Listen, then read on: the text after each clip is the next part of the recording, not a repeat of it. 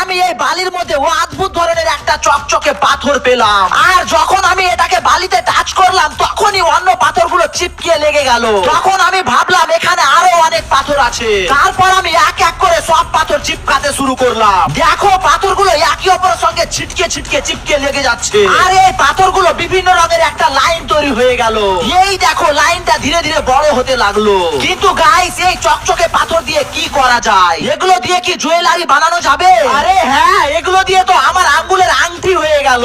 এরপর তো একটা গলার মালাও বানিয়ে ফেললাম। কিন্তু গাইস এগুলো কোনো পাথর না, এগুলো হলো ম্যাজিক্যাল ম্যাগনেট। আর সত্যি এগুলো অনেক সুপার পাওয়ারফুল। চলো এবার এই ম্যাগনেট গুলো দিয়ে একটা পারফেক্ট স্কোয়ার বানাই। এর জন্য আমি প্রতিটা রঙের এক একটা লাইন বানালাম। তারপর সেই লাইন গুলো একসঙ্গে জুড়ে দিলাম। এবার ছয়টা ছয়টা করে পিস বানিয়ে সবগুলো আবার একসঙ্গে জুড়াতে লাগলাম। এভাবে জুড়াতে জুড়াতে শেষ পর্যন্ত এটা একটা স্কোয়ার শেপ নিয়ে নিল।